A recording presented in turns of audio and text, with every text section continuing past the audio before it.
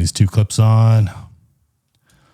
And these look to be red IPP2 log 3 G10. So I'm going to convert those over right away. I'm just going to work with one clip for this video. How about this girl? So let's get her over with a color space transform. Input color space, red wide gamut RGB. And input gamma is going to be red log 3G10. Cool. Does that look right? I think so. First thing I'm going to do with this girl, I'm going to place a false color plugin from Time and Pixels. And I'm just going to mess with my exposure a little bit here using the offset. I'm going to go all the way down so there's no yellow in her skin. And I actually want pink to be the brightest. So I'm going to make the pink and green about 50-50 coverage on the skin there. Oops, I just broke up the chain. So I'm going to fix that. Oops. Now, on my second node, I'm going to go down to HDR. And on shadow, I'm going to bring up my exposure just until the purple goes away in the shadows. Let's see how that looks.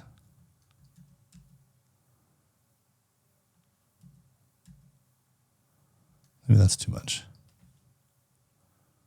I'm going to go up. You know what? I'm going to go down to dark. I'll boost from there just until the purple is mostly gone. Let's check that. Okay, I feel better about that. Nice. Now I'm going to compress the image a little bit. So I'm going to go on a third node. I'm going to go into my custom curves, pulling down from the top, pulling up from the bottom, making a little bit of a thing here right before it snaps like that. And then up here, I'm going to kind of do the same right before it snaps. I'm just going to check my waveform. So there, we're a little more compressed. Now I want to bring her skin down a little bit further. So I'm going to go down. I'm going to create, no, on this, I'll create a second node in between the first and the third. And using my midtone, oops. What did that do? I have to go over to the primary color wheels and using my midtone slider, I'm going to go down until there's just a little bit of pink left there. Let's check. Oops.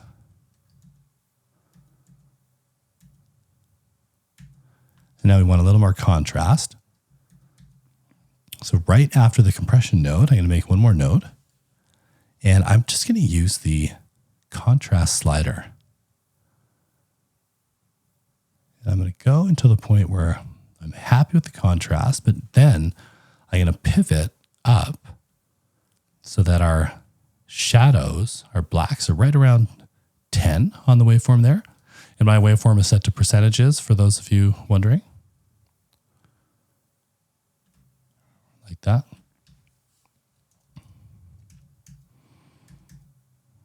Beautiful. Now I want to look at the virtual relight tool. So I'm going to create a new node. This one is after my color space transform. Let's see, did I save this one already? Relight, here we go. So I'm going to bring that on. Let me just take a look at where the light is actually coming from.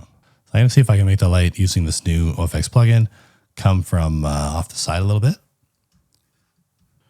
Relighting map preview. Let's bring that on. Oh, interesting. Okay, so you can see as you move around the spot of the light where the light is actually going to hit our subject. So let's try right around there. So now that we've set that up, we apply the lighting ourselves. Now, any adjustments that we make, for example, with primary color wheels, lift, gamma, gain, those adjustments will be distributed into the image, will be applied to the image using the map that is very similar to a depth map. So let's try this out.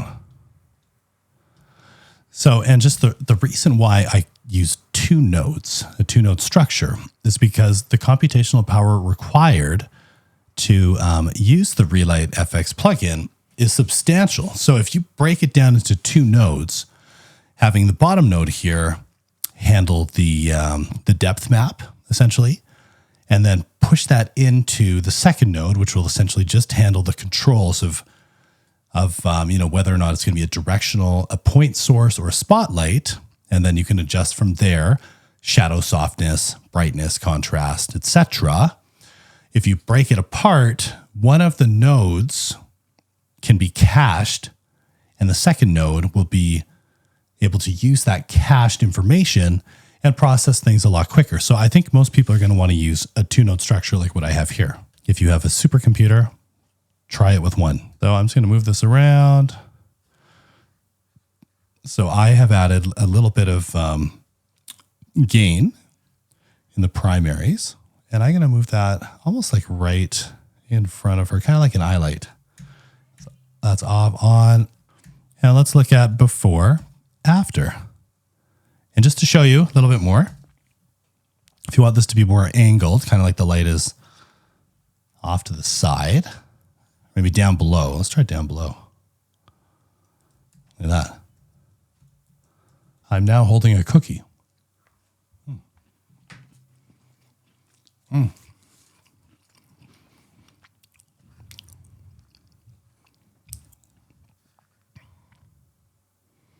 That's kind of cool if you wanted to do sort of like almost like a vignette style enhancement. Let's try the spotlight.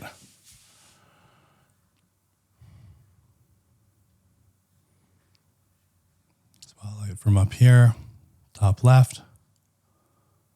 Increase the spread, decrease the spread. And let's up the gain on that.